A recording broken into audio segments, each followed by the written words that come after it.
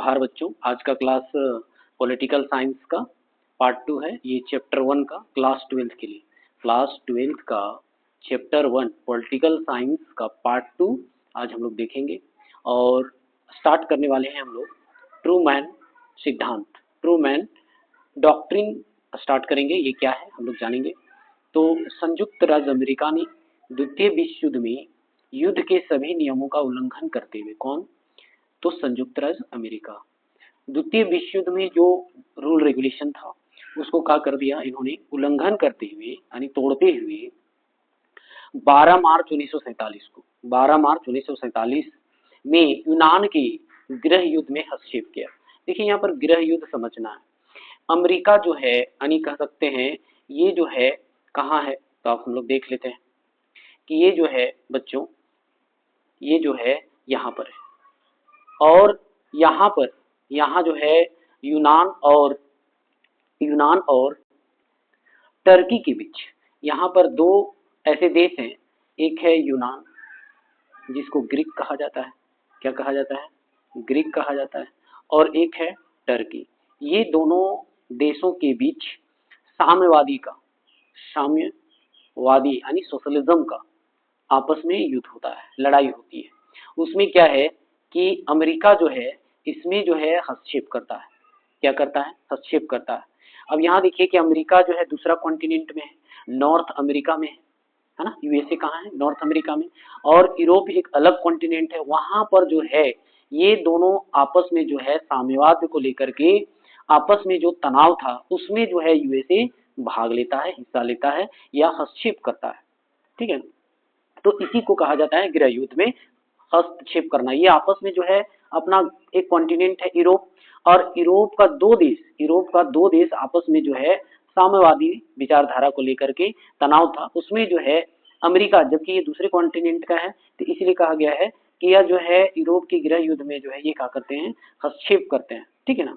और उस वक्त जो है अमेरिका का जो राष्ट्रपति होते हैं वो होते हैं ट्रूमैन। कौन? ट्रूमैन, ये याद रखना। इसलिए इस सिद्धांत का नाम रखा गया है ट्रूमैन। ठीक है, अमेरिका के राष्ट्रपति ट्रूमैन जो है यूनान और टर्की के बीच जो साम्यवादी को लेकर के या साम्यवादी के नेतृत्व में लड़े जा रहे गृह युद्ध में क्या करते हैं, हस्तक्षेप करते हैं।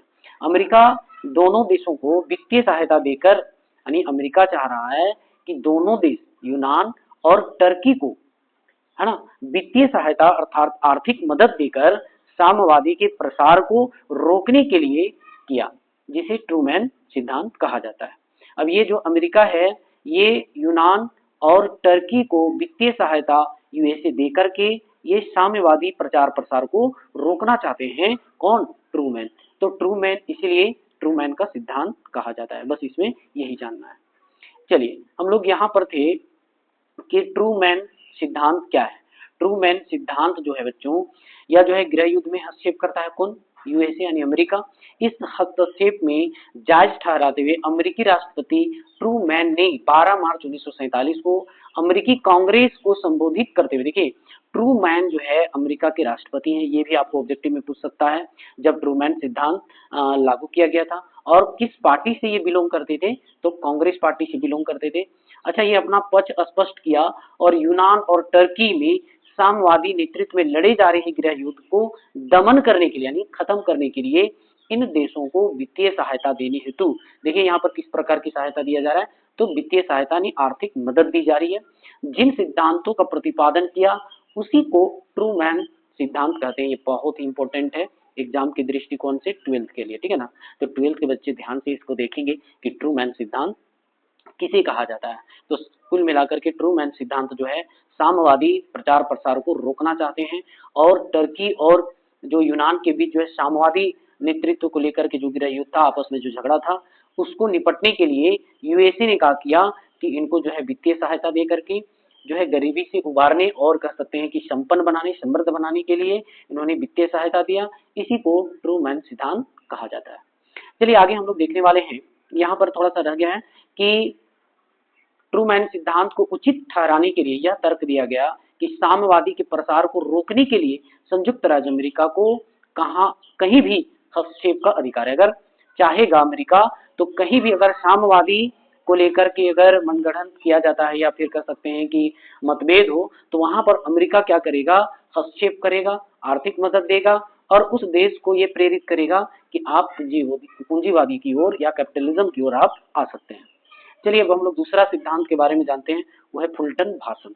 तो फुलटन भाषण क्या है, ब्रिटिश प्रधानमंत्री, कहाँ के प्रधानमंत्री, तो ब्रिटिश के प्रधानमंत्री। अब चलिए हम लोग मैप में देखते हैं कि ब्रिटिश के प्रधानमंत्री कहाँ है ब्रिटिश और वो प्रधानमंत्री कहाँ के थे।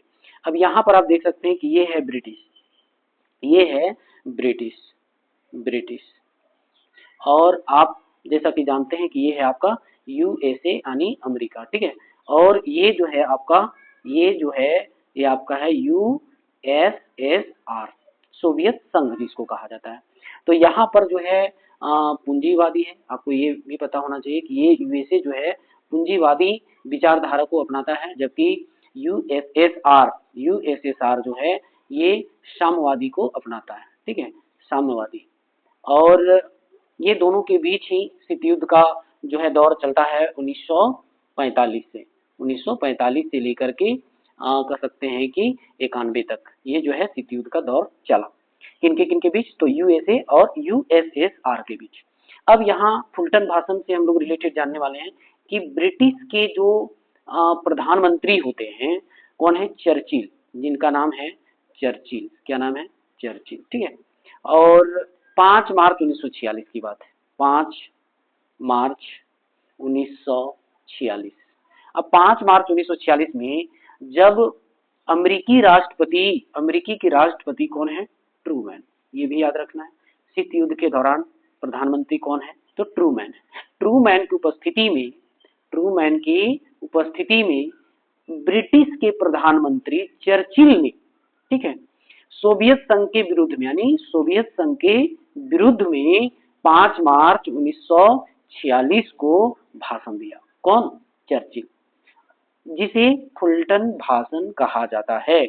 अच्छा, फुलटन भाषण में जो चर्चिल है, जो ब्रिटिश के प्रधानमंत्री हैं, ब्रिटिश के जो प्रधानमंत्री हैं, वो फुलटन भाषण में सोवियत संघ के विरुद्ध में भाषण देते हैं, ठीक है। ये कहते हैं कि साम्यवादी से ज्यादा अच्छा कौन है, तो पूंजीवादी है। साथ ही ये आलोचना का किया चर्चिल कि बाल्टिक में स्टेलिन से लेकर एड्रियाटिक तक में एक लौह आवरण छा गया है, यानी कह सकते हैं कि वहां जो है साम्यवादी का प्रचार प्रसार हो गया है, तो उसको कैसे जो है पूंजीवादी की ओर जो है अग्रसर करना है, इस बात को जो है इन्होंने, चर्चिल ने इस पर जोर दिया। सोवियत क्षेत्र में बसने वाली जनता न केवल सोवियत प्रभाव में है, बोल रहा है कि सोवियत क्षेत्र में जो भी जनता है, इस क्षेत्र में जो भी जनता निवास करते हैं, वो क्या है, साम्यवादी से प्रभावित है, अपितु सोवियत नियंत्रण में भी है। इसलिए स्वतंत्रता की दीप शिखा प्रज्वलित रखने एवं ईसाई सभ्यता की सुरक्षा के एक आंग्ल अमेरिकी गठबंधन की आवश्यकता है। यहाँ पर जो भी सोवियत संघ में मिले हुए हैं, वहां पर अमेरिकी गठबंधन की आवश्यकता है, जो साम्यवादी से उसको छुटकारा दिला सकता है। तो कहीं ना कहीं ब्रिटिश के प्रधानमंत्री चर्चिल जो है ट्रूमैन को सहयोग करता है पूंजीवादी को विस्तार करने के लिए। अच्छा, यहाँ पर जो है बच्चों, यहाँ पर जो भी पूंजीवादी या कहिए साम्यवादी, ठीक है, दो है देश, दो गुट में था, एक था पूंजीवादी और एक था साम्यवादी। तो जो देश साम्यवादी से पूंजीवादी की ओर आएगा, जो साम्यवादी को छोड़कर पूंजीवादी की ओर आएगा, उसको शॉक थेरेपी कहा जाता है। क्या कहा जाता है, शॉक थेरेपी कहा जाता है। जो भी साम्यवादी को छोड़कर पूंजीवादी को अपनाता है, तो उसको शॉक थेरेपी कहा जाता है, ठीक है। अब आगे हम लोग देखने वाले हैं, यहाँ तो फुलटन भाषण समझ में आ गया होगा। फुलटन भाषण जो है, फुलटन भाषण ब्रिटिश प्रधानमंत्री चर्चिल द्वारा अमेरिकी राष्ट्रपति ट्रूमैन की उपस्थिति में सोवियत संघ के विरुद्ध 5 मार्च 1946 को एक भाषण दिया, जिसे फुलटन भाषण कहा जाता है। तो आपको ऑब्जेक्टिव में पूछेगा, ठीक है। अब इसी वीडियो में जो है आपको ऑब्जेक्टिव भी बताने वाले हैं, तो विशेष रूप से हम लोग अगर इसका स्टेटमेंट पढ़ के जाएंगे तो आसानी से हम ऑब्जेक्टिव टिक आउट कर सकते हैं। तो यहाँ पर देखिए फुलटन भाषण कब दिया गया, 5 मार्च 1946 को दिया गया, ठीक है ना। और फुलटन भाषण कौन दिया था, तो ब्रिटिश प्रधानमंत्री चर्चिल द्वारा दिया गया था अमेरिकी राष्ट्रपति की उपस्थिति में। तो अमेरिकी के राष्ट्रपति कौन है, ट्रूमैन, ठीक है। अब यहाँ पर देखिए फुलटन भाषण में चर्चिल ने सोवियत संघ की आलोचना करते हुए कहा था कि बाल्टिक से स्टेनिन से लेकर एड्रियाटिक तक में एक लौह आवरण छा गया है। चलिए बच्चों हम लोग ये जान लेते हैं कि लौह आवरण क्या है। यहाँ पर जो जिक्र है लौह आवरण का, तो लौह आवरण आपको जानना है कि लौह आवरण क्या है। कि यहाँ पर हम लोग देखेंगे कि मान लेते हैं ये मेरा क्या है, यूएसए है, यूएसए, और ये जो है आपका सोवियत संघ है जिसको हम लोग यूएसएसआर कहते हैं। अब अमेरिका में जो भी घटना होता है, जो भी अमेरिका अपना एक थ्योरी एडॉप्ट करता है ना, इम्प्लीमेंट करता है, वो जानकारी जो है रूस तक नहीं आने देना। बात समझ रहे हैं कि जो भी अमेरिका में जो भी या फिर पश्चिमी यूरोप के जो देश हैं वो पूंजीवादी अपना रहा है कि क्या हो रहा है, या फिर यूएसए जो है किस तरह का थ्योरी इम्प्लीमेंट कर रहा है, तो उसका जानकारी जो है यूएसएसआर तक नहीं आना चाहिए। या आप दूसरा कह सकते हैं कि यूएसएसआर के अंदर या सोवियत संघ के अंदर जो भी घटनाएं होती हैं उसे जो है यूएसए तक नहीं पहुंचने देना। इसी को लौह आवरण कहा जाता है। क्या कहा जाता है? लौह आवरण। समझ रहे ना? एक जो है यूएसएसआर के जो भी न्यूज है, जो भी समाचार है, वो दुनिया के अन्य देशों तक या खास करके यूएसए तक नहीं जाने देना, नहीं पहुंचने देना। या कह सकते हैं कि यूएसए का जो भी थ्योरी जो एडॉप्ट कर रहा है, इम्प्लीमेंट कर रहा है, वो यूएसएसआर तक नहीं पहुंचने देना। इसी को लौह आवरण कहा जाता है। चलिए अब हम लोग जानते हैं कि यहाँ पर जो लौह आवरण की जो बात किया गया है फुलटन भाषण में, उसको समझते हैं। बोल रहा है कि यहाँ पर बाल्टिक में, है ना, बाल्टिक में स्टेनिन से लेकर एड्रियाटिक तक एक लौह आवरण छा गया। यानी कह सकते हैं कि यहाँ तक कोई न्यूज नहीं पहुंच पा रहा है। लौह आवरण का मतलब है कि बाल्टिक में स्टेनिन से लेकर एड्रियाटिक तक जो है किसी तरह का जो है वहाँ अमेरिकी न्यूज नहीं पहुंच पा रहा है।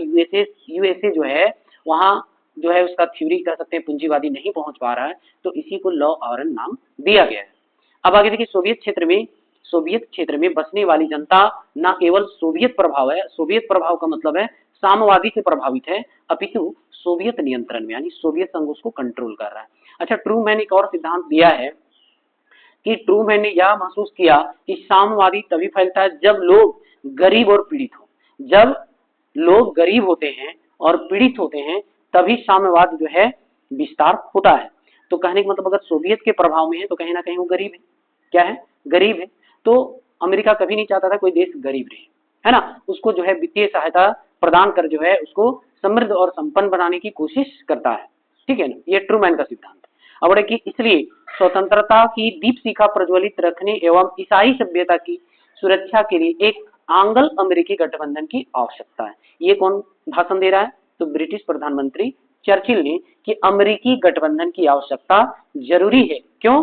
तो गरीब और पीड़ित देशों को, आगे हम लोग मार्शल योजना में इसको समझेंगे कि गरीब और पीड़ित जो देश हैं उसको आर्थिक सहायता द्वारा दुर्बल वर्ग को समृद्ध और संपन्न कर इसे रोका जा सकता है। किसको? साम्यवाद को। इसीलिए आंग्ल अमेरिकी गठबंधन की आवश्यकता है। ये ट्रूमैन का रहा। ट्रूमैन कहाँ के प्रधानमंत्री राष्ट्रपति हैं? तो अमेरिका का है, यूएसए का है। ठीक है ना। अब आगे हम लोग देखेंगे कि 1947 में अमेरिकी विदेश सचिव मार्शल, देखिए ट्रूमैन जब एक सिद्धांत दिया, इन्होंने कहा कि साम्यवाद तभी फैलता है जब लोग गरीब और पीड़ित होते हैं। उनको अगर आर्थिक सहायता द्वारा दुर्बल वर्ग को समृद्ध कर इसे रोका जा सकता है। समृद्ध मतलब अमीर या संपन्न बनाकर साम्यवाद को क्या किया जा सकता है? रोका जा सकता है। तब 1947 में अमेरिका के विदेश सचिव जिनका नाम मार्शल है, उन्होंने क्या सोचा कि यूरोप को अरबों डॉलर सहायता देने की योजना बनाई, जिससे कि युद्ध के प्रभावों की क्षतिपूर्ति हो। जो द्वितीय विश्व युद्ध में जो यूरोप के देश को नुकसान हुआ था उनकी क्षतिपूर्ति के लिए अरबों डॉलर सहायता देने की योजना अमेरिकी विदेश सचिव मार्शल ने बनाया। ठीक है। अब इसी को मार्शल योजना भी कहा जाता है, इसलिए इसको क्या कहा जा रहा है? मार्शल योजना। उनका विचार था, मार्शल योजना का मेन मकसद जो है वो साम्यवादी को रोकना है और गरीब और पीड़ित लोगों को समृद्ध बनाना है। ठीक है ना। अगर समृद्ध हो जाएगा तो वह जो है रूस के प्रभाव से या सोवियत संघ के प्रभाव से दूर रहेंगे। ठीक है।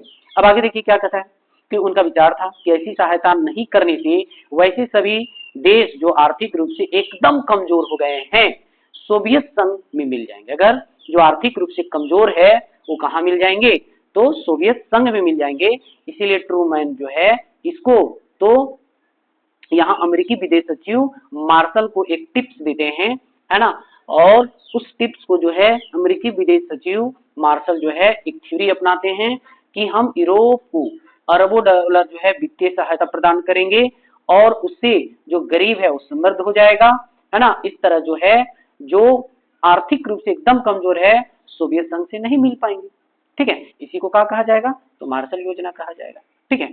चलिए, अच्छा एक चीज और हम बार बार कह रहे हैं कि जो साम्यवादी को छोड़कर अगर पूंजीवादी की ओर आता है, जो साम्यवादी को छोड़कर किसकी ओर, तो पूंजीवादी की ओर आता है, साम्यवादी को छोड़कर इधर तो पूंजीवादी की ओर आता है, इसको शॉक थेरेपी कहा जाता है। क्या कहा जाता है, शॉक थेरेपी कहा जाता है, शॉक थेरेपी, ठीक है।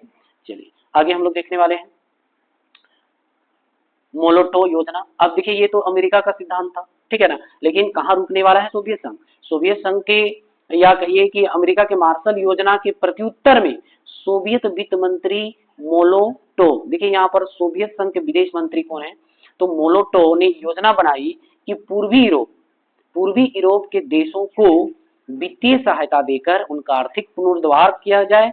इससे ही मोलोटो योजना के नाम से जाना जाता है। देखिए यहाँ पर लड़ाई किस बात की थी, लड़ाई जो है यहाँ से हम लोग समझेंगे कि ये है आपका यूएसए और ये जो है आपका यूएसएसआर है, ये आपका यूएसएसआर है और ये जो आपका यूएसए है।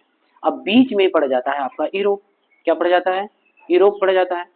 तो यहाँ पर जर्मनी में एक दीवार खींच दी जाती है जिसको बर्लिन की दीवार कहते हैं। क्या कहते हैं, बर्लिन की दीवार, ये आपको याद रखना है। बर्लिन की दीवार 150 किलोमीटर दूरी तक फैला हुआ था और ये जो है 1961 से बनना शुरू हो जाता है और 1989 से ये टूटना शुरू हो जाता है बर्लिन की दीवार और 1991 में टूटकर खत्म हो जाता है, ठीक है ना, 1991 में। अब यहाँ समझते हैं कि पूर्वी यूरोप जो है इधर वाला, ये जो है साम्यवादी से प्रभावित था या सोशलिज्म से क्या था, प्रभावित था, ठीक है ना।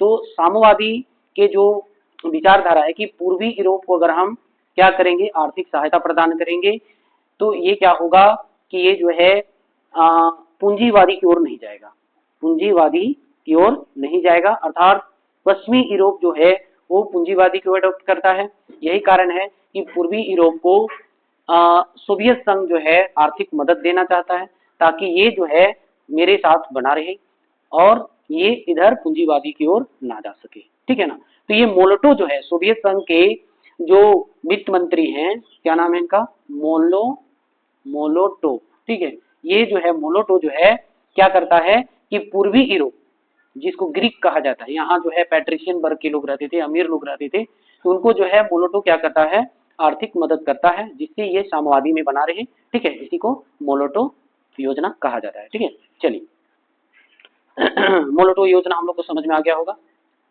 अब हम लोग जो है लॉ ऑरन की बात करते हैं, आयरन कर्टेन की बात करते हैं। बोल रहे क्या स्टालिन ने सोवियत संघ में एक ऐसा कठोर नियंत्रण स्थापित किया था कि देश के बाहरी समाचारों का प्रवेश, देश के समाचारों का बाहर जाना असंभव था, नहीं बाहर से भी समाचार प्रवेश ना कर सके और देश से बाहर भी समाचार ना जा सके।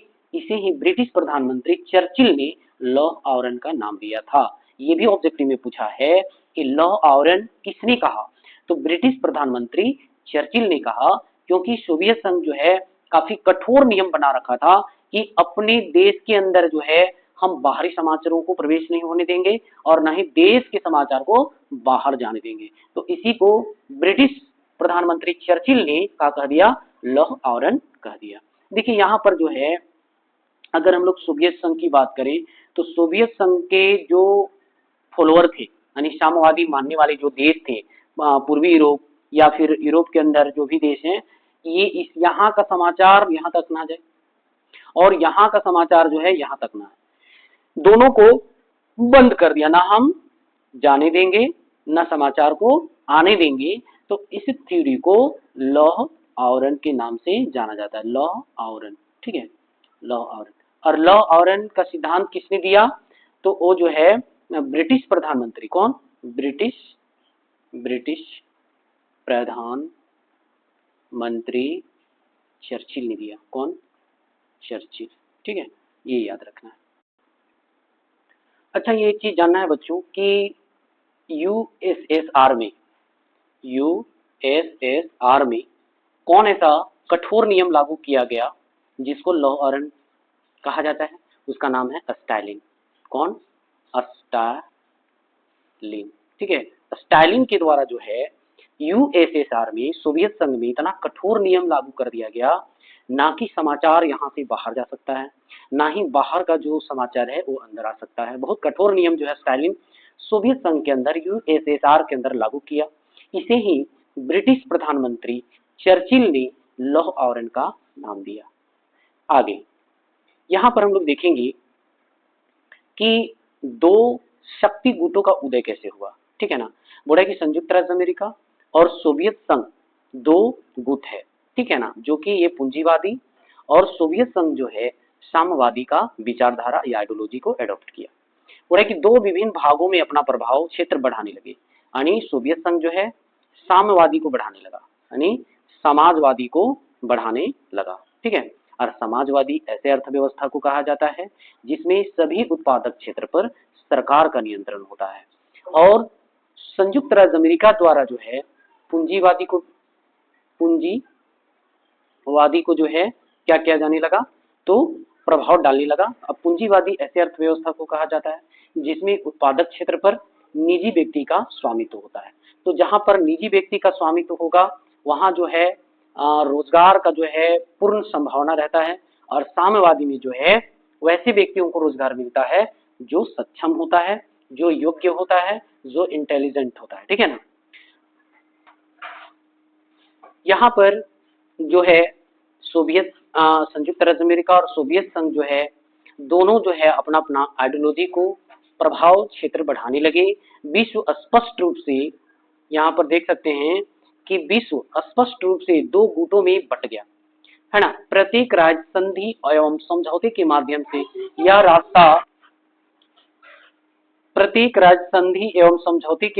यह रास्ता अपना रहा था कि वह अपनी सुरक्षा के लिए किसी एक महाशक्ति के साथ जुड़ा रहे और दूसरी महाशक्ति तथा उसके गुट के देशों के प्रभाव से बचे।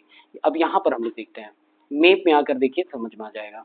यहाँ पर जो है ये आपका जो है पूंजीवादी है, ये जो है आपका देश का नाम है यूएसए। ठीक है, और ये जो आपका है ये, ठीक है ना, इसको बोलेंगे हम लोग यूएसएसआर यानी सोवियत संघ। ये आपका अमेरिका, ये जो है पूंजीवादी, ये जो है पूंजीवादी है, और आपका ये जो है समाजवादी है, समाजवादी अर्थव्यवस्था है। अब क्या है कि ये जो है अपने आइडियोलॉजी को सिर्फ अमेरिका तक ही नहीं सीमित रखा, बल्कि पश्चिमी यूरोप तक जो है अपना प्रभाव डालने लगा। और समाजवादी अर्थात सोवियत संघ जो है पूर्वी यूरोप के देशों को, साथ ही जो है एशिया, दक्षिण पश्चिम एशिया के देशों पर ये जो है अपना प्रभाव डालने लगा। ठीक है, और दोनों के बीच यही लड़ाई है, इसी को तो शीत युद्ध कहा जाता है कि अपनी आइडियोलॉजी को दूसरे देशों में प्रभाव डालना ही शीत युद्ध कहा जाता है। ठीक है ना, ये मुख्य कारण है। अब यहाँ पर हम लोग समझेंगे कि प्रत्येक राज्य संधि और समझौते के माध्यम से ये रास्ता अपनाने लगा कि हम किस महाशक्ति की ओर जाएं, कि हम जाएं यानी अमेरिका की ओर। अगर हम अमेरिका की ओर जाते हैं तो हमें जो है सोवियत संघ नहीं छोड़ेगा, और अगर हम सोवियत संघ की ओर जाते हैं तो अमेरिका हमें नहीं छोड़ेगा। तो कहीं ना कहीं हमें क्या करना होगा कि दोनों में से किसी एक की ओर हमें जाना होगा, जिससे हमें क्या मिल सके, सुरक्षा मिल सके। सुरक्षा को देखते हुए जो है या तो पूंजीवादी में, कैपिटलिज्म में, या तो हमें सोशलिज्म को अपनाना होगा।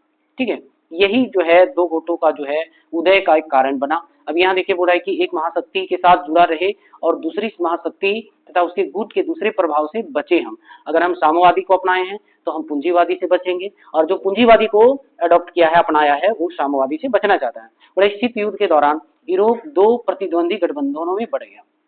देखिए यहाँ पर जो है हम लोग अगर यूरोप की बात करें, यहाँ पर जो यूरोप है, यूरोप जो है दो गुटों में बट गया। ठीक है ना, इधर वाले जो है पश्चिमी यूरोप हम बोलेंगे, क्या बोलेंगे इसको, पश्चिमी यूरोप। ठीक है ना, पश्चिमी यूरोप, और इधर वाले जो है वो है पूर्वी यूरोप। ये दो गुट में कैसे बटा, तो ये जो है आपका यूएसएसआर है, यूएसएसआर है जो साम्यवादी विचारधारा को अपनाया था, और ये जो है आपका यूएसए है जो कि पूंजीवादी को अपनाया था। तो ये क्या है कि पूर्वी यूरोप वाले साम्यवादी को अपना लिया और पश्चिमी यूरोप वाले जो है पूंजीवादी को अपना लिया। इसको अपनाया पूंजीवाद को, ठीक है। और पूर्वी यूरोप वाले जो हैं किसको अपनाया, तो समाजवाद को अपनाया, ठीक है ना, समाजवाद को। और यही कारण है कि यूरोप जो है दो पार्ट में बट जाता है। और कहाँ, तो जर्मनी में, कहाँ पर, जर्मनी में जो है वो दो पार्ट बढ़ जाता है। और जर्मनी के जो शहर है जिसका नाम है बर्लिन, क्या नाम है, बर्लिन। और बर्लिन में ही एक दीवार खींच दी जाती है जर्मनी में करीबन 150 किलोमीटर। और यही कारण है कि यूरोप जो है पश्चिमी यूरोप और पूर्वी यूरोप में बढ़ जाता है, ठीक है। चलिए अब स्टेटमेंट के हिसाब से हम लोग पढ़ते जाएंगे तो ज्यादा समझ में आएगा। अब यहाँ कहता है कि इस युद्ध के दौरान जो है यूरोप दो प्रतिद्वंदी गठबंधनों में बढ़ जाता है। एक तो पूंजीवादी, है ना, एक तो पूंजीवादी और एक जो है समाजवादी में बढ़ जाता है। कौन, यूरोप, ठीक है। अब पूंजीवादी यानी यूएसए का जो है अप्रोच को अपनाता है या आइडियोलॉजी को एडॉप्ट करता है, और जो पूर्वी यूरोप है वो समाजवादी अर्थात यूएसएसआर के आइडियोलॉजी या अप्रोच को अपनाता है। यही कारण जो है यूरोप दो प्रतिद्वंदी गठबंधनों में बढ़ गया था। यह जो है चित्र से दर्शाया, तो आपको मैं यहाँ पर चित्र भी दिखा देता हूँ। ये जो है यूरोप को दिखाया है, ठीक है ना। तो यूरोप जो है ये जर्मनी है, एक है पश्चिमी जर्मनी, पश्चिम जर्मनी, और एक है पूर्वी जर्मनी। तो यहाँ पर जो है ये पूर्वी जर्मनी हो गया आपका और ये हो गया आपका पश्चिमी जर्मनी। और जर्मनी जो है दो पार्ट में बढ़ जाता है। इधर वाली जो है समाजवादी को अपनाता है, समाजवादी को, ठीक है। और इधर वाली जो यूरोप है वो पूंजीवादी को अपनाता है, ठीक है। ये आपको याद रखना है। यही कारण है कि यूरोप जो है दो पार्ट में बढ़ जाता है। और ये जो है बीच वाला जो शहर है जिसका नाम था बर्लिन, क्या नाम था, बर्लिन, ठीक है। अब ये भी पूछ सकता है कि बर्लिन क्या है। बर्लिन जो है जर्मनी का जो है एक शहर है, ठीक है ना। साथ ही जो है जो समाजवादी को छोड़कर, जो समाजवादी को छोड़कर पूंजीवादी की ओर जा रहा है उसको शॉक थेरेपी कहा जाता है। क्या कहा जाएगा, शॉक थेरेपी, ठीक है। ये बार बार हम बोल रहे हैं, शॉक थेरेपी ऑब्जेक्टिव में पूछता है बच्चों, ठीक है। चलिए आगे हम लोग देखते हैं। बोला कि परस्पर विरोधी गुटों के छोटे देशों को पड़ोसी एवं प्रतिद्वंदी देशों के विरुद्ध महाशक्तियों द्वारा आर्थिक सहायता, हथियार और सुरक्षा का वचन मिला हुआ था। यह गुट विभाजन सबसे पहले यूरोप में हुआ। सबसे पहले जो पूंजीवादी और समाजवादी में जो बटा वो सबसे पहले यूरोप ही बटा, ठीक है। बोले कि पश्चिमी यूरोप अधिकांश देश अमेरिका के साथ जुड़े, जबकि पूर्वी सोवियत संघ के जो खेमा है किसमें शामिल हुआ, तो सोवियत संघ में शामिल हो गया, ठीक है ना। बोला है कि ये पश्चिमी गठबंधन और पूर्वी गठबंधन कहलाता है। जो देश जो है कि यहाँ पर देख रहे हैं कि पूर्वी जर्मनी और पश्चिमी जर्मनी से ही जो है दो पार्ट में हो जाता है। तो जो इधर गया इसको बोला जाता है पूर्वी गठबंधन। क्या कहा जाता है, पूर्वी गठबंधन। और इधर वाले को बोला जाता है पश्चिमी गठबंधन, ठीक है ना। और पश्चिमी गठबंधन को कहा जाता है नाटो। क्या कहा जाता है, आगे हम लोग पढ़ेंगे नाटो। और इसका है वार्सा पैक्ट, वार्सा पैक्ट, ठीक है। आगे इसको हम लोग पढ़ेंगे डिटेल से। अब यहाँ पर देखिए कि यह गुट विभाजन सबसे पहले यूरोप हुआ। पश्चिमी यूरोप अधिकांश देश अमेरिका के साथ जुड़ा, पश्चिमी यूरोप जो है अमेरिका के साथ जुड़ा, और पूर्वी यूरोप जो है सोवियत संघ के खेमे में शामिल हुआ। इसलिए ये गठबंधन पश्चिमी गठबंधन और पूर्वी गठबंधन कहलाते हैं, ठीक है। चलिए आगे देखते हैं। अब यहाँ पर देख सकते हैं कि पश्चिमी गठबंधन ने अपने प्रभाव का विस्तार करने के उद्देश्य से अपने को एक संगठन का रूप दिया जिसे उत्तरी अटलांटिक संधि कहा जाता है, जिसको हम लोग बोल रहे हैं अभी नाटो। अभी हमने बताया कि जो पश्चिमी गठबंधन है वो का बनाया था, नाटो बनाया, ठीक है ना। अब नाटो की जो स्थापना हुआ, नाटो को जो स्थापना हुआ था वो 4 अप्रैल 1949 को बना, ठीक है। नाटो कब बना, 4 अप्रैल 1949 को बना। अब यहाँ पर हम लोग देखेंगे कि नाम से जाना गया नाटो की स्थापना 1949, यानी यहाँ पर 4 अप्रैल अगर हम लोग लगा दें तो पूरा डेट हो जाएगा। 4 अप्रैल 1949 में हुई, जिसमें 12 देश शामिल थे। ये भी आपको पूछेगा कि जिस वक्त नाटो बना, है ना, नाटो का फुल फॉर्म भी यहाँ पर दिया हुआ है, नॉर्थ अटलांटिक ट्रीटी ऑर्गेनाइजेशन, या इसको कर सकते हैं उत्तरी अटलांटिक संधि संगठन। इसकी स्थापना 4 अप्रैल 1949 में हुआ। और स्थापना के समय जो है 12 देश जो है इनका सदस्य थे, ठीक है ना। और इस संगठन ने घोषणा की कि संगठन में शामिल देश जो 12 भी देश शामिल है में से किसी एक पर भी हमला होता है तो उसे सभी देश अपने ऊपर हमला मानेंगे, यानी 12 में से किसी एक देश पर भी अगर हमला होता है तो 12 मिल करके उस पर क्या करेगा, हमला करेगा और दूसरे की मदद करेंगे। जब एक पर हमला होगा तो सब मिलकर के क्या करेंगे, उसे मदद करेंगे। ये नाटो का मुख्य उद्देश्य था, ठीक है। और नाटो जो है ये यूएसए का संगठन है, ठीक है, एक सैन्य संगठन है। अब यहाँ पर हम लोग देखेंगे कि नाटो में शामिल देशों का यूरोप में मुकाबला करने के उद्देश्य से इसी तर्ज पर 1955 में, अब हम लोग बात करते हैं वर्सा का, वर्सा पैक्ट। ये जो है हमेशा जो है अमेरिका का देखा देखी जो है सोवियत संघ करता है, हमेशा जो है अमेरिका आगे रहता है, ठीक है ना। देखिए यहाँ पर अगर नाटो बनाने की बात है तो 1949 में ही बनाया, जबकि वर्सा जो है सोवियत संघ जो 1955 में बनाया, तो लमसम 6 साल जो है पीछे रहा, किससे, अमेरिका से। हालांकि अभी हम लोग वर्सा पैक्ट के बारे में जानना चाहेंगे तो ये 14 मई, कब, 14 मई 1955 को बना था, ठीक है। किसके लिए, तो नाटो के मुकाबला के लिए जो है कि यूरोप पर जो है दबदबा सिर्फ नाटो का नहीं रहे, हमारा वर्सा पैक्ट का भी रहे, यानी सोवियत संघ का भी रहे। यही कारण है सोवियत संघ जो है एक संगठन बनाता है 14 मई 1955 को, जिसका नाम वर्सा पैक्ट रहता है, ठीक है। और उस समय जब वर्सा पैक्ट बनाया गया मात्र जो है 8 देश था, जबकि नाटो में स्पष्ट लिखा है यहाँ पर 12 देश शामिल था। चलिए अब यहाँ पर हम लोग देखने वाले हैं कि मुकाबला के लिए करने के उद्देश्य से इसी तर्ज पर 1955 में पूर्वी गठबंधन ने सोवियत संघ के नेतृत्व में कौन सी बनाया, वर्सा पैक्ट बनाया। कौन बनाया, पूर्वी गठबंधन। पूर्वी गठबंधन किसको बोल रहे हैं बच्चों, तो पूर्वी गठबंधन जो है हम लोग जो है किसको बोल रहे हैं, तो जो जर्मनी को 2 पार्ट में, या कहिए कि पूरा यूरोप जो है 2 पार्ट में बट गया था, तो पूर्वी गठबंधन इसको बोल रहे हैं, पूर्वी गठबंधन हम पूर्वी यूरोप को बोल रहे हैं, ठीक है ना, गठबंधन। और पश्चिमी गठबंधन जो है, पश्चिमी गठबंधन जो है ये पश्चिमी यूरोप को बोल रहे हैं, पश्चिमी यूरोप, ठीक है। और पूर्वी यूरोप को जो है पूर्वी गठबंधन कहा जा रहा है, ठीक है। अब पूर्वी गठबंधन क्या बनाया, नहीं पूर्वी यूरोप क्या बनाया, तो ये बनाया वर्सा पैक्ट, वर्सा पैक्ट बनाया, ठीक है ना। वर्सा पैक्ट बनाया कब, तो 14 मई 1955 को, ठीक है। और ये जो पश्चिमी गठबंधन है या पश्चिमी यूरोप कहिए, ये जो है अमेरिका के सहयोग से क्या बनाया, तो नाटो बनाया। क्या बनाया, नाटो बनाया, ठीक है ना। इसको बोलेंगे नॉर्थ अटलांटिक ट्रीटी ऑर्गेनाइजेशन। कब बना, तो 4 अप्रैल 1949 को बना, ये आपको याद रखना है, ठीक है ना।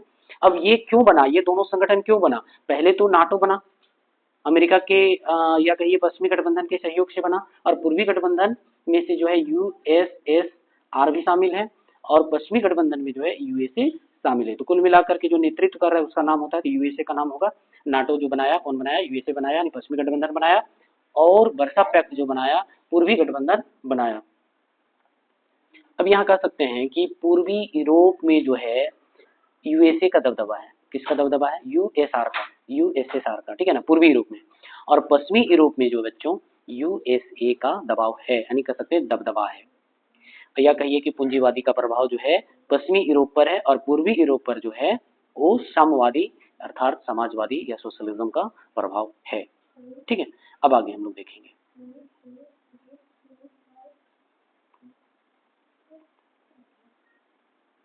यहाँ पर 55 में बन गया वर्सा पैक्ट, कौन बनाया, तो पूर्वी गठबंधन अर्थात सोवियत संघ के नेतृत्व में वर्सा पैक्ट बना। और यहाँ पर देख सकते हैं कि इस प्रकार द्वितीय विश्व युद्ध के बाद अंतरराष्ट्रीय संबंध में द्वि ध्रुवीयता व्यवस्था की स्थापना हो गया। इस तरह जो है पूरा जो है पूरी दुनिया जो है 2 खेमे में जो है बढ़ जाता है। यहाँ से जो है पूरी जो है इधर जो है कह सकते हैं कि पूंजीवादी, और इधर जो है आपका, इधर जो है ये हो गया समाजवादी, समाजवादी में बढ़ जाता है। तो इस तरह जो है बोला है कि दुनिया, पूरी दुनिया जो है 2 ध्रुवीयता में क्या हो जाता है, बढ़ जाता है, इसीलिए कहा रहा है, ठीक है। अब यहाँ पर हम लोग देखेंगे कि महाशक्तियों ने देशों को अपने अपने गुट में शामिल करने के लिए शक्ति का प्रयोग भी किया। जैसे मान लिया जाए कि इधर आप देख रहे थे कि यूएसए, और इधर आप देख रहे हैं यूएसएसआर, दोनों जो है अपने अपने गुटों में छोटे छोटे देशों को शामिल करने के लिए शक्ति का भी प्रयोग किया। यानी जो देश खास करके यूरोप जो बीच में है कह सकते हैं कि पश्चिमी यूरोप यूएसए के प्रभाव पर और पूर्वी यूरोप जो है यूएसएसआर के प्रभाव पर जो है शामिल हो गया, और जो शामिल नहीं हुआ उस पर जो है शक्ति का भी प्रयोग करता था। बोला कि सोवियत संघ ने पूर्वी यूरोप में अपना दबदबा कायम किया, तो अमेरिका जो है ने पूर्वी एवं दक्षिणी पूर्व एशिया तथा पश्चिम एशिया में गठबंधन की स्थापना किया। देखिए यहाँ पर जो है ना, यहाँ पर हम लोग समझेंगे कि यूरोप जो है यानी कह सकते हैं सोवियत संघ जो है पूर्वी यूरोप पर ही सिर्फ रहा, और पश्चिमी यूरोप में जो है कि यूएसए रहा, ये जो है इस पर और ये जो है इस पर, है ना, अपना प्रभाव डाला। लेकिन अमेरिका कह रहा है कि ये हम जो है ना एशिया का पश्चिम यानी एशिया का पश्चिमी हो गया, दक्षिण पश्चिम पर जो है ये अपना जो है निशाना बनाया, और दक्षिण पश्चिम में जो है यूएसए यानी अमेरिका जो है एशिया में अब जो है अपना जो है प्रभाव अपना डालने लगा। चलिए देखते हैं यहाँ क्या कहता है कि यहाँ जो कह रहा है कि विश्व के दो गुटों में बट जाता है। यहाँ पर देखते हैं हम लोग 1954 में, देखिए यहाँ पर जो है पूर्वी एवं दक्षिण पूर्व एशिया तथा पश्चिम एशिया में गठबंधन की स्थापना 1954 में दक्षिण पूर्व एशिया संधि संगठन एक संगठन बनाता है। कहाँ पर? एशिया में आकर के। बोल रहा है कि south east Asia treaty organisation, जिसको सीटो कहा जाता है, कब बना? 1954 में, भी ऑब्जेक्टिव पूछा हुआ है। फिर कहता है कि 1955 में बगदाद पैक्ट बना, जो 1959 में इसे इराक के निकल जाने के बाद केंद्रीय संधि संगठन कहा जाने लगा। यानी 1959 में जो है इस बगदाद पैक्ट से कौन बाहर हो जाता है? इराक बाहर हो जाता है, तो उसका नाम रख दिया जाता है केंद्रीय संधि संगठन। ये कहाँ बना? सीटो और सेंटो जो है, सीटो और सेंटो कहाँ बना? तो सीटो और सेंटो जो है एशिया के दक्षिण पश्चिम क्षेत्र में जो है अपना जो है दो संस्था बनाया, जिसका नाम है सीटो। और जब सीटो से इराक निकल जाता है तो उसका नाम हो जाता है सेंटो। ठीक है। और कह सकते हैं हम लोग बगदाद पैक्ट या ये जो बनता है वो 1954 में बनता है। कितना में बनता है? 1954 में। अभी कहाँ? तो दक्षिण पश्चिम एशिया में जो है ये बनता है। और कौन बनाता है? तो यूएसए बनाता है। यूएसए के द्वारा जो है एशिया में दो संगठन बनाता है, सीटो और सेंटो। कब बनाया? 1954 में। अच्छा, बगदाद पैक्ट बनाया 1955 में। कब बनाया? 1955 में। ठीक है, 1955 में। लेकिन क्या होता है कि इससे इराक जो है अपने आप को अलग कर लेता है। बगदाद पैक्ट से क्या करता है? बगदाद पैक्ट से अपने आप को इराक क्या करता है? इराक अपने आप को अलग कर लेता है। इराक में एक सभ्यता का खोज हुई थी जिसका नाम है मेसोपोटामिया। ठीक है, ये तो वैसे हम बता दे रहे जानकारी के लिए कि मेसोपोटामिया इराक में। तो इराक जो है बगदाद पैक्ट से अपने आप को अलग कर लेता है, अर्थात यूएसए के अप्रोच से या यूएसए के जो आइडियोलॉजी है, विचारधारा है, उससे अपने आप को अलग कर लेता है। और जब अलग कर लेता है तो बगदाद पैक्ट को नाम हटा करके जो है सेंटो रख दिया जाता है, सेंट्रल ट्रीटी ऑर्गेनाइजेशन। और ये जो है कब? तो 1959 में जो है नाम इसका बदल दिया जाता है, केंद्रीय संधि संगठन। इसका पूरा नाम होगा केंद्रीय संधि संगठन रखा जाता है। ठीक है, चलिए ये हमको सीटो सेंटो समझ में आ गया। सीटो और सेंटो कहाँ बना है? तो दक्षिण पश्चिम एशिया में। कौन बनाया? तो अमेरिका बनाया। इसके जवाब में सोवियत संघ तथा साम्यवादी चीन ने इस क्षेत्र में उत्तरी वियतनाम, उत्तरी कोरिया, इराक के साथ संबंध मजबूत किया। देखिए चीन भी अपने आप को साम्यवादी से जोड़ लेता है, सोवियत संघ के साथ जोड़ लेता है और अपने आप को मजबूत बनाता है ना। ये जो है अमेरिका के चंगुल में चीन नहीं आता है।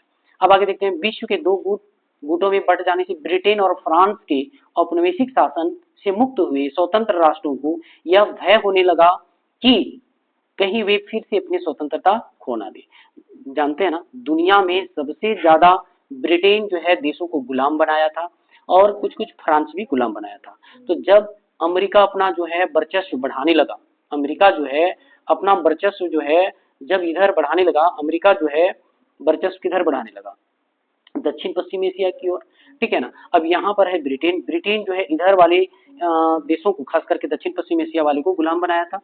तो यहाँ भी फिलहाल आजाद हो गया था। दक्षिण पश्चिम के जो देश थे वो क्या हो गया था? स्वतंत्र हो गया। अब फिर से जो है यूएसए कहिए कि यहाँ अपना सीटो, क्या सीटो, ठीक है, सीटो और सेंटो नामक जो है या बगदाद पैक्ट दाद पैक्ट जो है बनाने लगा, तो यहाँ जो फिलहाल स्वतंत्र हुआ था वो देश फिर से डरने लगा कि कहीं अब अमेरिका के गुलाम ना हो जाए। ठीक है, इसीलिए जो है वो अपने आप को मजबूत करना शुरू कर दिया। यहाँ देख सकते हैं कि जो ब्रिटेन और फ्रांस के औपनिवेशिक जो गुलाम थे, है ना, वो मुक्त हुए हैं, अभी फिलहाल जो है स्वतंत्र हुए हैं, वो उसको भय होने लगा, नहीं डर होने लगा कि कहीं फिर से वो अपना स्वतंत्रता खो ना दे। दूसरी तरफ दोनों गुटों के भीतर भी दरारें उत्पन्न होने लगा, नहीं कह सकते पूंजीवादी और समाजवादी में भी कहीं ना कहीं दरारें पड़ने लगी थी, है ना। देखिए यहाँ पर द जनरल द गॉल के नेतृत्व में, गॉल देखिए फ्रांस को कहा जाता है, फ्रांस ने यह मांग की कि यूरोप का नेतृत्व किसी यूरोपियन राष्ट्र के हाथ में होना चाहिए। यानी देखिए यहाँ पर यूरोप को जो है यूरोप बांट लिया था।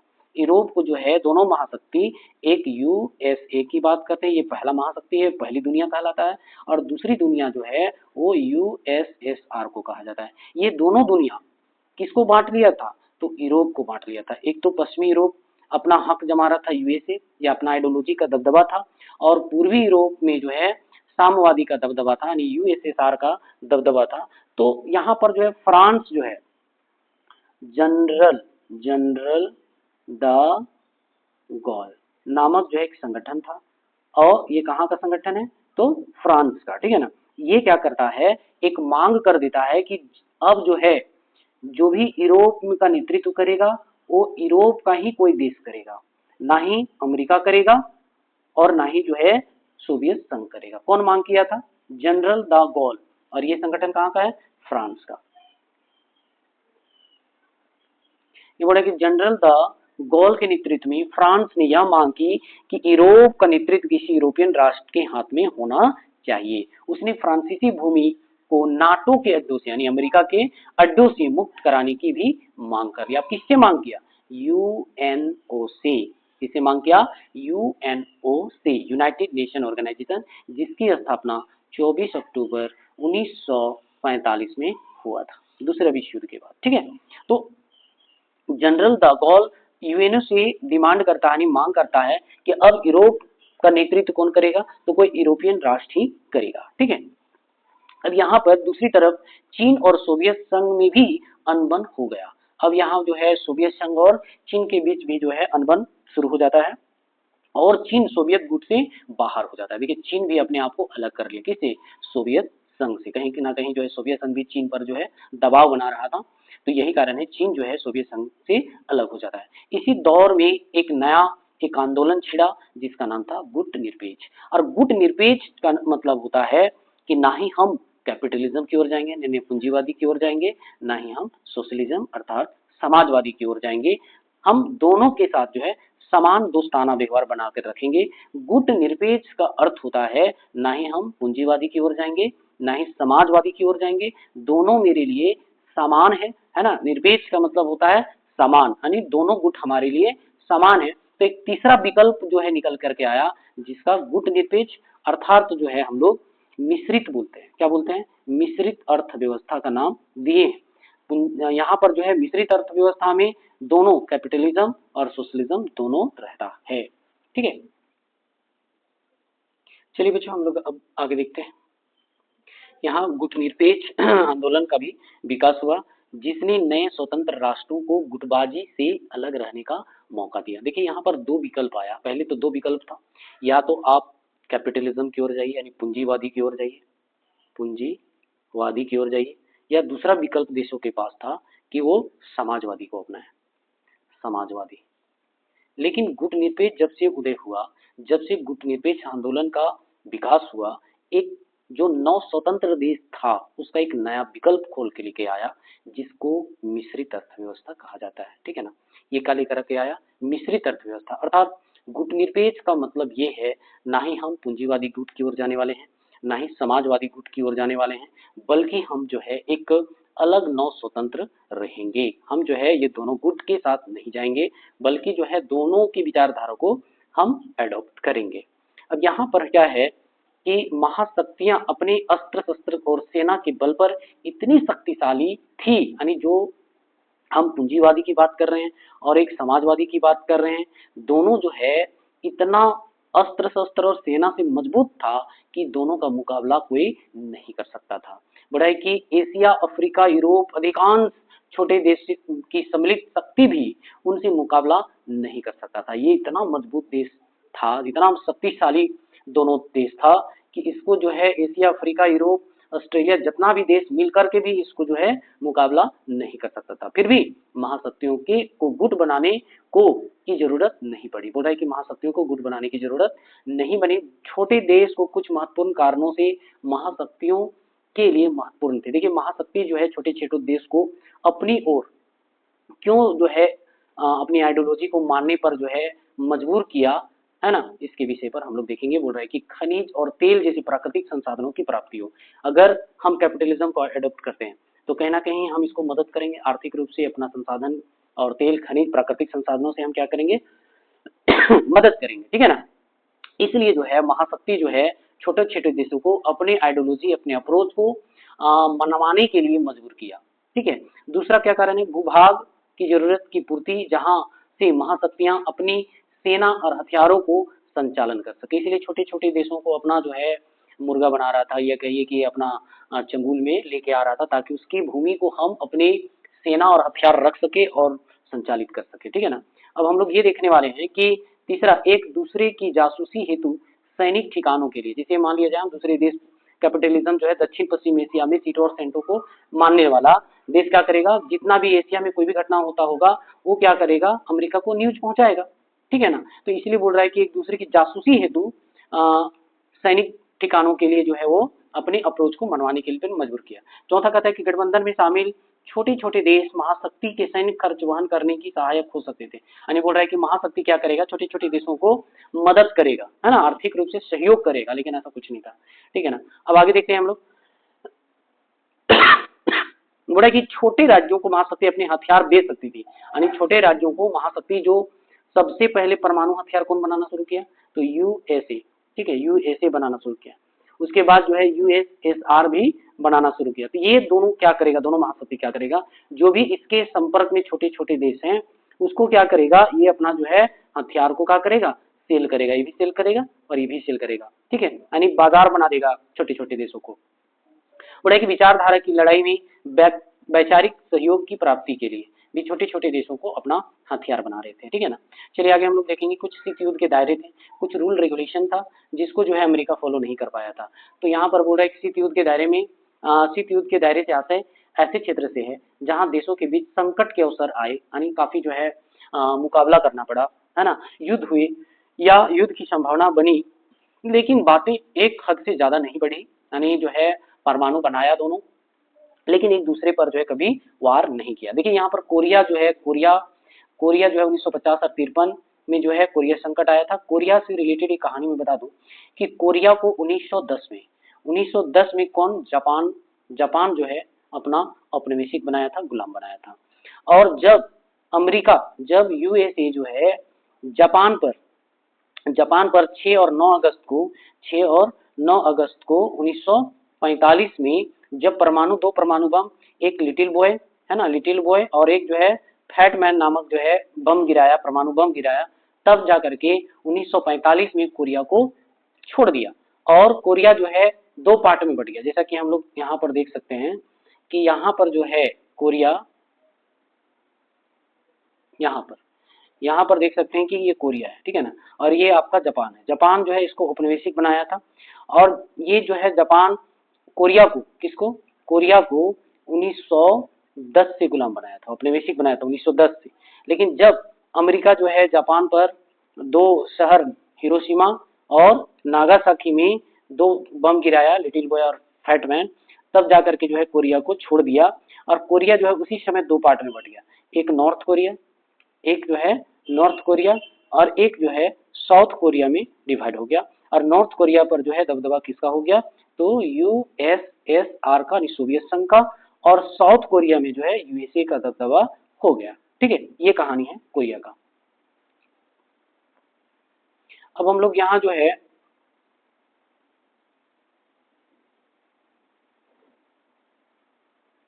यहाँ पर देखने वाले हैं कि ऐसे जो कोरिया का जो 1950-53 में संकट हुआ, उसके बाद बर्लिन बर्लिन जैसे अभी मैंने बताया बर्लिन जो है जर्मनी में है, फिर कांगो की घटना हुआ, क्यूबा जो है ये जो है अमेरिका नॉर्थ अमेरिका के जो है द्वीपीय देश है, और वियतनाम 1965 से 75 तथा अफगानिस्तान में 79 और 89 के बीच जो है ये शीत युद्ध हुआ है ना। जैसे मामले आमने सामने जो है की स्थिति थी। कोरिया, वियतनाम और अफगानिस्तान जैसे क्षेत्रों तो व्यापक जनहानि भी हुई। जन मतलब हानि, मतलब आदमियों का नुकसान हुआ, मरा। लेकिन विश्व परमाणु युद्ध से बचा रहा, नहीं कभी भी जो है परमाणु जो है एक दूसरे पर जो है नहीं दागा गया, ठीक है ना। और चतुरता विश्वव्यापी नहीं हो पाए। जब परमाणु बम एक देश दूसरे देश पर गिरा था तो इससे क्या हो सकता था, थर्ड वर्ल्ड वार की संभावना था, लेकिन ऐसा नहीं हुआ, ठीक है। ऐसे संकटपूर्ण समय में गुटनिरपेक्ष देशों ने दो राज्यों के बीच तनाव को कम करने और प्रत्यक्ष युद्ध को टालने में महत्वपूर्ण भूमिका निभाई। देखिए, गुटनिरपेक्ष आंदोलन का मुख्य उद्देश्य था कि ना ही आपको कैपिटलिज्म की ओर जाना है, ना ही सोशलिज्म की ओर जाना है, ना ही शीत युद्ध के दौर में आपको घुसना है, बल्कि एक नए स्वतंत्र देश बनाइए जो वो मिक्स्ड इकोनॉमी की ओर जाएगा। हम दोनों को समान रूप से मानेंगे, दोनों को मानेंगे, लेकिन दोनों के अंदर हम नहीं जाएंगे और कभी युद्ध नहीं होने दिया। ये गुटनिरपेक्ष आंदोलन का मुख्य उद्देश्य रहा, भूमिका रहा है, ठीक है। अब यहाँ बढ़े उत्तर कोरिया दक्षिण कोरिया के बीच मध्यस्थता में गुटनिरपेक्ष आंदोलन के संस्थापक प्रधानमंत्री भारतीय प्रधानमंत्री पंडित जवाहरलाल नेहरू ने महत्वपूर्ण भूमिका निभाई। देखिए, अभी हमने बताया कि उत्तरी कोरिया और दक्षिणी कोरिया दो भाग में कोरिया बढ़ गया था, तो इसकी भी मध्यस्थता कौन कराया था, भारतीय प्रधानमंत्री जवाहरलाल नेहरू, जो कि गुटनिरपेक्ष का नेतृत्व करने वाले थे, ठीक है। और आगे देखेंगे कि जवाहरलाल नेहरू ने महत्वपूर्ण भूमिका निभाई। कांगो संकट के समय संयुक्त राष्ट्र महासचिव ने प्रमुख मध्यस्थता की भूमिका निभाई। दोनों महाशक्ति समझ चुकी थी कि युद्ध को हर हाल में टालना जरूरी है। दोनों महाशक्ति भी ये समझ लिए थे, यानी अमेरिका और सोवियत संघ भी समझ चुके थे कि हमें युद्ध नहीं होने देना है जिससे जनहानि हो, ठीक है। बड़े इसी समझ के कारण उन्होंने संयम बरता। दोनों जो है अमेरिका भी और सोवियत संघ भी क्या बरता, संयम बरता, ठीक है ना, कि युद्ध नहीं होने देना है, ठीक है। और अंतर्राष्ट्रीय मामलों में जिम्मेदारी का बर्ताव किया, यानी दोनों आपस में जो है अंतर्राष्ट्रीय मामलों पर एक जिम्मेदारी लिया, रिस्पॉन्सिबिलिटी लिया कि ना हम इस पर आक्रमण करेंगे, ना ये जो है इस पर आक्रमण करेगा, ठीक है। बड़ा फिर भी अमेरिका और सोवियत संघ के बीच तनाव बना रहा, यानी युद्ध नहीं किया, परमाणु हथियार एक दूसरे पर आक्रमण या फिर कहिए नहीं दागा, लेकिन फिर भी प्रतिद्वंदता की भावना समाप्त नहीं हुई। इसी को तो शीत युद्ध कहते हैं। दोनों ने भरपूर हथियार जमा किए और युद्ध के लिए लगातार अपने आप को प्रिपरेशन करते रहे, तैयार करते रहे, लेकिन दोनों की तरफ हथियारों की जखीरा भी युद्ध को रोकता रहा। देखिए, यूएसए जो है सबसे पहले अपना परमाणु हथियार बनाया और यूएसएसआर जो है बहुत बाद में बनाया, ठीक है ना, लेकिन बनाया ही भी। मान लीजिए इसके पास भी एटम है, यानी परमाणु बम है, और इसके पास भी है। अगर ये इस पर दागता है तो ये भी दागेगा, तो दोनों को नुकसान होगा। दोनों के पास जो है हथियारों का जखीरा है, मतलब बहुत ज्यादा है।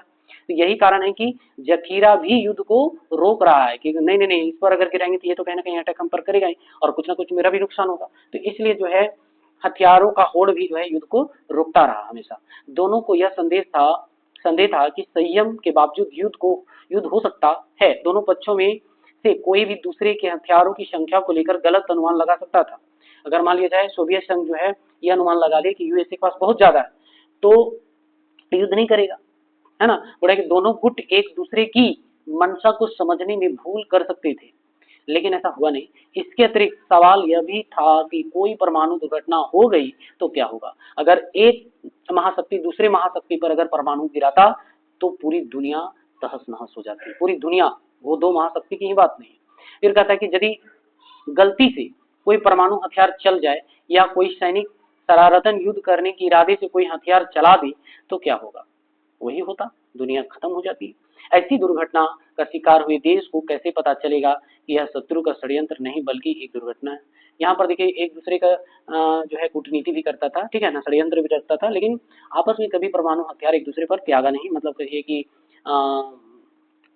हथियार का इस्तेमाल नहीं किया। बड़े संयुक्त राज्य अमेरिका और सोवियत संघ ने कुछ परमाणविक एवं अन्य हथियार को सीमित और समाप्त के लिए आपस में जो है सहयोग करने का फैसला किया। बोला कि अपन जो है परमाणु को क्या करना है, सीमित भी करना है, साथ में उसको समाप्त करने का, एक दूसरे को सहयोग करने की भी फैसला किया, ठीक है ना, गठबंधन बनाया। ऐसी प्रयास की शुरुआत 1960 के दशक में हुई। 1960 के बाद ऐसा फील होने लगा। अच्छा देखिए, शीत युद्ध का दौर जो चला 1945 से चला, अब 60 में जाकर ये लोगों को फील होने लगा कि ये युद्ध जो है बेकार है, ठीक है, और हम दोनों जो है बर्बाद हो जाएंगे, साथ ही पूरी दुनिया को ले डूबेंगे, ठीक है, ये लोगों को फील होने लगा। और दोनों गुटों ने शस्त्र नियंत्रण हेतु सीमित परमाणु परीक्षण संधि और परमाणु अप्रसार संधि, परमाणु पत्र परिसीमन संधि आदि संधियों का हस्ताक्षर किया। इसके बाद भी महाशक्तियों ने अस्त्र परिसीमन के लिए कई दौर की वार्ताएं जो हैं की और हथियारों पर अंकुश रखने के लिए अनेक संधियां भी की। जहां पर अंकुश लग गया युद्ध होगा नहीं। देखिए यहाँ पर कई एक संधियां बनाई, यानी कह सकते हैं कि आर्म्स कंट्रोल ट्रीटीज बनाई गई है ना। सीमित परमाणु परीक्षण संधि कब बनाया गया? 1963 में 5 अगस्त, यहाँ देख सकते हैं कि 5 अगस्त जो है 1963 में जो है सीमित परमाणु परीक्षण संधि बनाया गया, जिससे कि अब कोई जो है हथियार नहीं बनाएगा, उस पर प्रतिबंध लगाया गया, ठीक है ना। दूसरा जो है परमाणु अप्रसार संधि जो है, देखिए यहाँ पर 5 देश खास करके संयुक्त राज्य अमेरिका, सोवियत संघ, ब्रिटेन, फ्रांस, चीन 1 जुलाई 1968 को वाशिंगटन, मॉस्को एवं लंदन में हस्ताक्षर किए और यह संधि केवल परमाणु शक्ति संपन्न देशों को परमाणु हथियार रखने की अनुमति देती है। ये बोल रहा है कि वही रहेगा जो शक्तिशाली संपन्न देश है, वही जो है परमाणु बम रख सकता है, बाकी देशों को परमाणु हथियार हासिल करने से रोकती है। इस संधि में उन देशों को परमाणु शक्ति संपन्न देश माना गया जिन्हें 1 जनवरी 1967 से पहले किसी परमाणु हथियार अथवा अन्य विस्फोटक परमाणु सामग्री का निर्माण और विस्फोट किया। देखिए 1 जनवरी 1967 से पहले कोई अगर देश परमाणु बम या परमाणु हथियार बनाया है वही रख सकता है, बाकी नहीं। तो ऐसे में तो जो नहीं बना पाया वो तो इस जो है कह सकते इस ट्रीटीज को नहीं माना, ठीक है ना।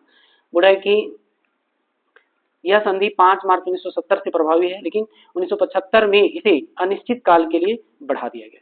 देखिए इस वार्ता से भारत नाखुश था। भारत भी जो है इस परमाणु अप्रसार संधि में हस्ताक्षर नहीं किया, क्योंकि पाकिस्तान भी बना चुका था परमाणु, ठीक है ना। अब भारत नहीं बनाया था, तो अगर पाकिस्तान के पास परमाणु रहेगा, भारत के पास नहीं रहेगा, तो पाकिस्तान भारत पर हावी हो जाएगा, इसलिए भारत जो इस पर साइन नहीं करता है, ये भी याद रखना है, ठीक है। अब यहाँ देखिए सामरिक सशस्त्र परिसीमन वार्ता जो हुई वो 26 मई 1972 को हुआ, ठीक है। इसमें परमाणु मिसाइल परिसीमन संधि हुआ, सामरिक रूप से घातक हथियारों को परिसीमन के बारे में अंतिम समझौता हुआ। ये 3 अक्टूबर 1973 से प्रभावी है, ठीक है। इस तरह जो है काफी जो है संगठन बना। सामरिक अस्त्र परिसीमन वार्ता सेकेंड, ये जो 18 जून 1979 को हुआ। फिर सामरिक अस्त्र न्यूनीकरण संधि फर्स्ट, ये जो है 8 अप्रैल 2010 को, 31 जुलाई 1991 को हुआ, ठीक है। और यहाँ बोल रहा है कि 8 अप्रैल 2010 को अमेरिकी राष्ट्रपति बाराक ओबामा और रूसी राष्ट्रपति दमित्री मेदवेदेव ने एक नई स्टार्टेड फर्स्ट संधि पर हस्ताक्षर किए और दोनों जो है एक दूसरे पर आक्रमण करने से रोका, ठीक है। और नेक्स्ट जो है आप देख सकते हैं सामरिक अस्त्र न्यूनीकरण संधि सेकेंड, जो कि 3 जनवरी 1993 को, ये सब ऑब्जेक्टिव में पूछने वाला, ठीक है ना। जॉर्ज बुश जो है इसको जो है लेकर आए थे। अब कोरिया संकट, अभी मैंने कहा कि कोरिया जो है जापान जो है कोरिया पर 1910 से गुलाम बना रखा था, और जब अमेरिका जो है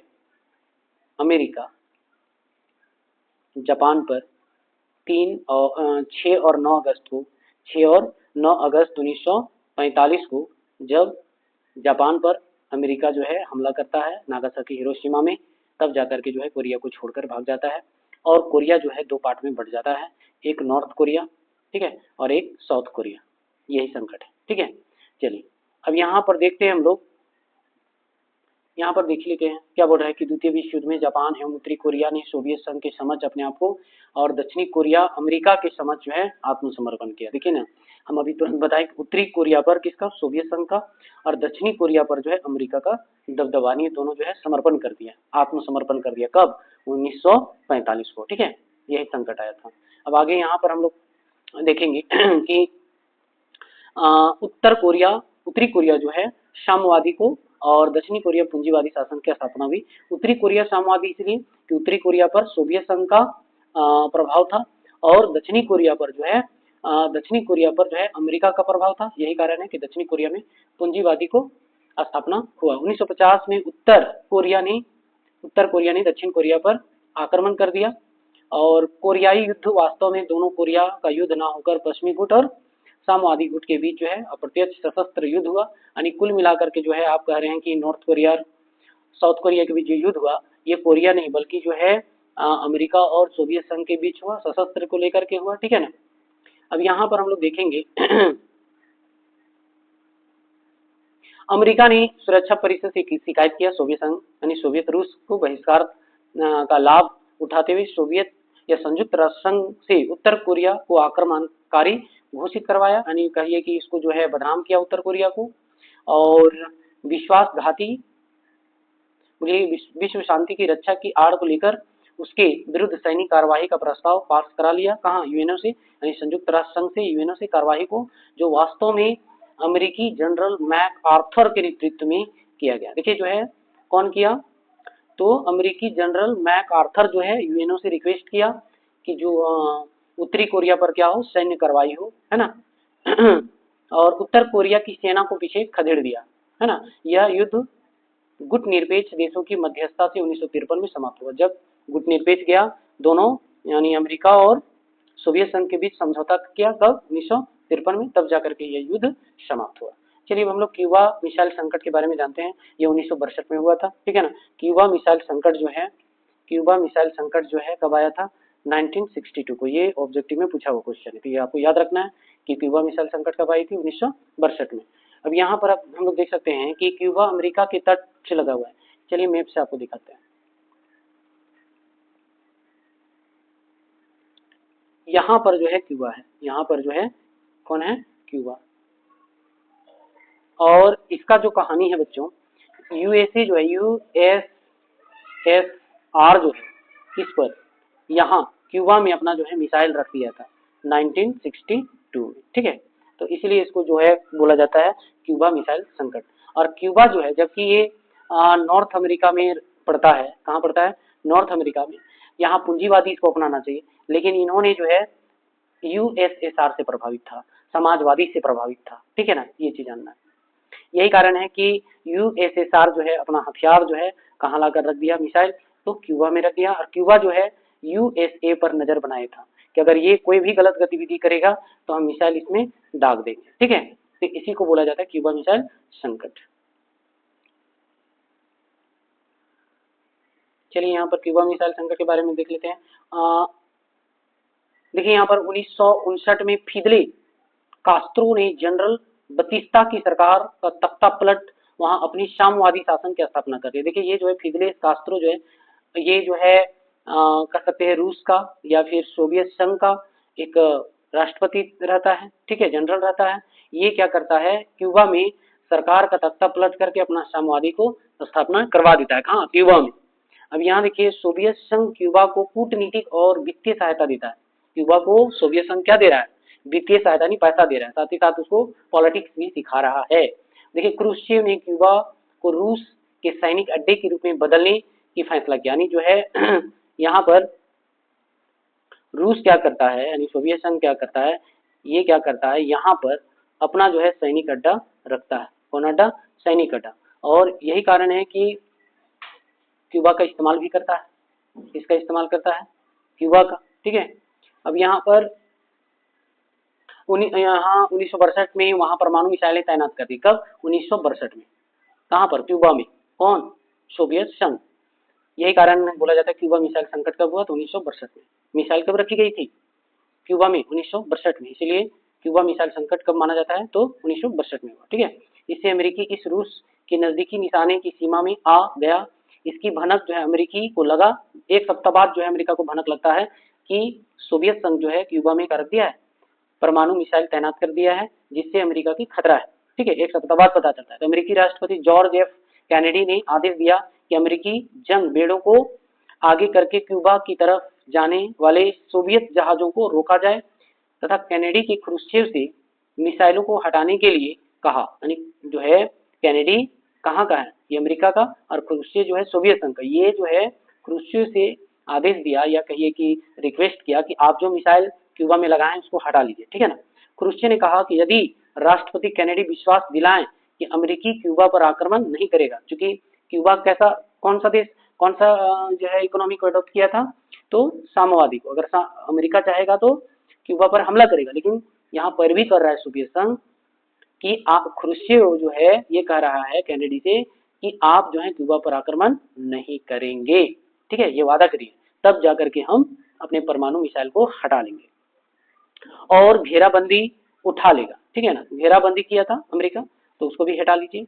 क्यूबा में मिसाइलें तैनात नहीं की जाएगी, ये कौन बोल रहा है, तो क्रुश्चेव बोल दिया कि हम जो है क्यूबा में मिसाइल नहीं तैनात करेंगे, हम हटा लेंगे, लेकिन आप जो है क्यूबा पर आक्रमण नहीं करिएगा, ठीक है ना। बड़े कैनेडी ने क्रुश्चेव के प्रस्ताव को मानकर घेरा उठा लिया, यानी कैनेडी भी मान लिया कि चलिए ठीक है, क्यूबा पर हम जो आक्रमण नहीं करेंगे। क्रुश्चेव की बात को कौन माना, कैनेडी ने, ठीक है, प्रस्ताव को मानकर घेरा उठा लिया और क्रुश्चेव ने भी मिसाइलें हटाकर वापस जो है सोवियत संघ भिजवा दी और इसे ही क्यूबा मिसाइल संकट के नाम से जाना जाता है, ठीक है। अब आगे जो है शीत युद्ध की घटना क्रम जो है हम लोग धीरे धीरे सब पढ़ ही लिए हैं, तो इस पर ज्यादा हम लोग फोकस नहीं करेंगे। सीधा आते हैं गुटनिरपेक्ष क्या है, गुटनिरपेक्ष कब आया, ठीक है ना, इसके बारे में, यानी दो ध्रुवीयता को चुनौती कौन दिया। यहाँ पूरी दुनिया जो है दो ध्रुवों में बटा हुआ था, एक था पूंजीवादी और दूसरा था समाजवादी। और समाजवादी जो है कौन, तो यूएसएसआर जिसको सोवियत संघ कहा जाता है, और एक यूएसए जिसको अमेरिका कहा जाता है। ये दो दुनिया में बटी हुई थी, ये दो ध्रुवीयता था, ठीक है। लेकिन कौन इसको चुनौती दिया, कौन चैलेंज किया, तो गुटनिरपेक्ष आंदोलन, ठीक है। अब गुटनिरपेक्ष आंदोलन जो है एक तीसरी विकल्प बन गया, दुनिया का तीसरा विकल्प बन गया, ठीक है। पहले तो दो ही था, पहली दुनिया पूंजीवादी को कहा जाता है, दूसरी दुनिया समाजवादी को कहा जाता है, और तीसरी दुनिया जो है मिश्रित अर्थव्यवस्था को या गुटनिरपेक्ष को माना जाता है, ठीक है।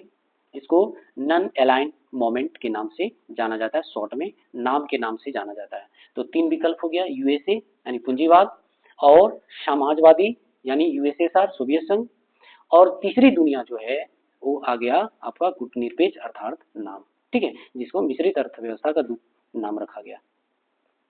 अब यहाँ बोला कि शीत युद्ध काल में दो महाशक्ति संयुक्त राज्य अमेरिका सोवियत संघ की चतुरता के कारण विश्व के दो गुटों में बांटकर दो ध्रुवीयता हो गया था। इसी संदर्भ में गुट निरपेक्षता की अवधारणा का विकास हुआ। इससे एशिया, अफ्रीका और लैटिन अमेरिका के 9 स्वतंत्र राष्ट्रों को दो शक्ति गुटों से अलग एक तीसरा विकल्प प्रदान हुआ, है ना। पहले दो विकल्प था, एक तीसरा विकल्प भी, ये पहली दुनिया अमेरिका को कहा जाता है, दूसरी दुनिया सोवियत संघ को कहा जा रहा है, तीसरी दुनिया जो है गुटनिरपेक्ष को कहा जा रहा है। जो 9 स्वतंत्र देश जो है इसमें आकर के मिलना शुरू कर देता है, ठीक है।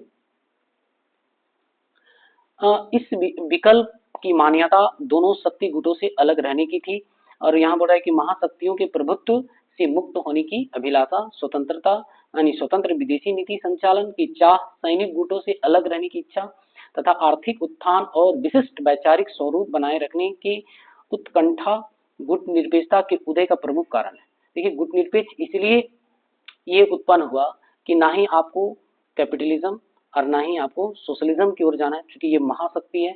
और अगर जो नवस्वतंत्र देश अगर फिर से अगर चाहे कैपिटलिज्म की ओर जाए चाहे सोशलिज्म की ओर जाए तो फिर से गुलाम हो सकता था, ये भय सता रहा था। जो ग्रेट ब्रिटेन और फ्रांस से नवस्वतंत्र होकर देश आ रहा था, वो कभी नहीं चाहा कि हम ना पूंजीवादी की ओर जाएंगे ना ही समाजवादी की ओर जाएंगे, और इसका नेतृत्व विशेष रूप से भारत के प्रधानमंत्री पंडित जवाहरलाल नेहरू ने किया, ठीक है। और एक तीसरा विकल्प दुनिया को दिया, ठीक है। अब यहाँ पर जो है गुटनिरपेक्षता के उदय के कारण 1947 में ब्रिटिश शासन से स्वतंत्र होने के बाद भारत ने अपनी विदेश नीति का आधार गुट निरपेक्षता सिद्धांत को बनाया कि ना ही हम सोवियत संघ की ओर जाएंगे ना ही हम पूंजीवादी की अर्थात अमेरिका की ओर जाएंगे, है ना। एक नया विकल्प लेकर के आया भारत, जिसका नाम गुटनिरपेक्ष। बड़े एक बाद में जैसे जैसे एशिया, अफ्रीका, लैटिन अमेरिका के देश स्वतंत्र होते गए, गुटनिरपेक्ष की संख्या क्या होते गया, बढ़ते गया, नहीं अपनाते गया। भारत के प्रधानमंत्री जवाहरलाल नेहरू, मिस्र के राष्ट्रपति गमाल अब्दुल नासिर, यूगोस्लाविया के राष्ट्रपति जोसेफ ब्राज टिटो ने गुटनिरपेक्षता के रूप में तीसरी शक्ति की अवधारणा को जन्म दिया। हालांकि भारत के प्रधानमंत्री इसका नेतृत्व किया, बाद में मिस्र के राष्ट्रपति भी इसमें जुड़ गए, यूगोस्लाविया के राष्ट्रपति जुड़ गए, है ना, और तीसरी दुनिया को जन्म दे दिया, ठीक है। बाद में इंडोनेशिया के राष्ट्रपति सुकरोनो और घाना के प्रधानमंत्री एन कुरमा ने भी सहयोग किया गुटनिरपेक्ष को विकास करने में, ठीक है। 5 नेता गुटनिरपेक्ष आंदोलन के संस्थापक हैं, ठीक है। अब यहाँ हम लोग देखेंगे कि गुटनिरपेक्ष आंदोलन का पहला सम्मेलन कहाँ हुआ?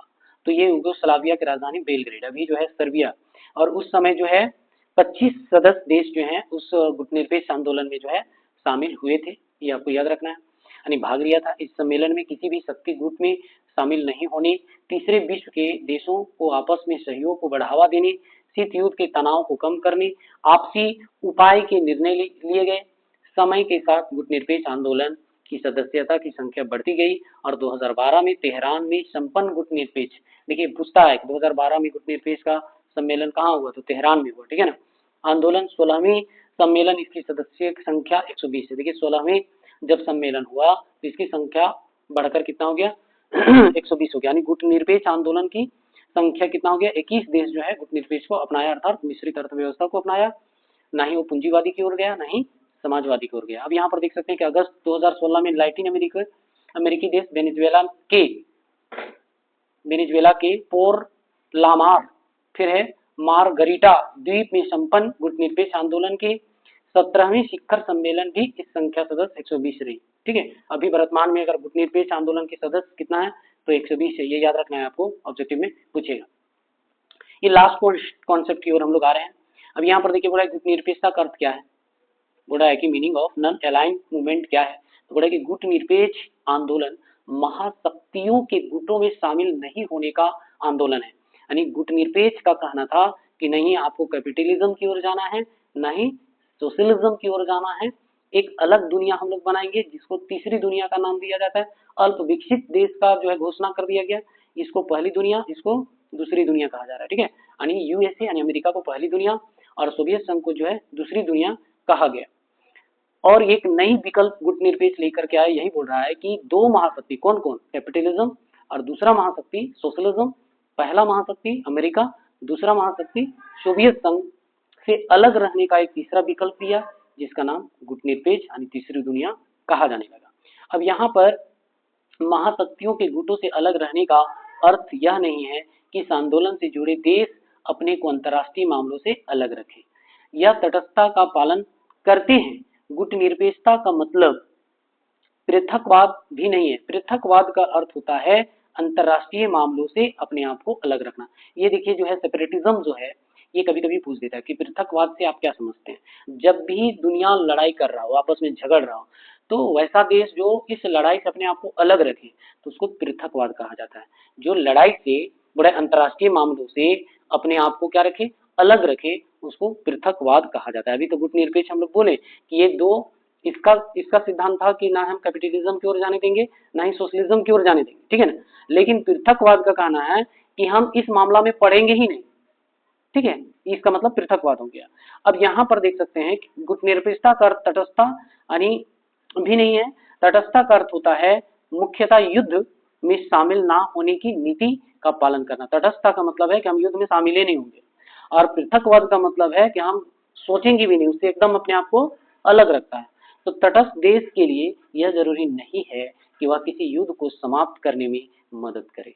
तटस्थता का मतलब है कि वह युद्ध कर भी रहे हैं तो इसको युद्ध समाप्त करने की ओर नहीं जाना है। ऐसे देश युद्ध में संलग्न नहीं होते हैं और ना ही युद्ध के सही गलत होने के बारे में उनका कोई पक्ष लेता नहीं। तटस्थता का मतलब है कि कौन गलत है कौन सही है इसका भी निराकरण नहीं करता है, ये तटस्थता का मतलब है।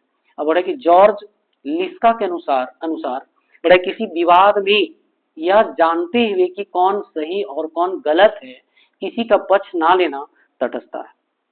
कुछ लोग जो है दोनों का मजा लेना चाहता है, ना ही हम गलत की ओर जाएंगे ना ही सही की ओर जाएंगे, ठीक है ना। तो यही कह रहा है, लिस्का कहता है कि ना ही कौन सही और कौन गलत है इसका पक्ष ये नहीं लेता है, किंतु सही और गलत में भेद करते हुए सदैव सही का समर्थन करना ही गुटनिरपेक्षता है। बोला कि सही और गलत का फर्क करते हुए हमेशा सही का समर्थन करना ही गुटनिरपेक्षता कहलाता है। और कई कारणों से गुटनिरपेक्ष देश युद्ध में शामिल हुए हैं।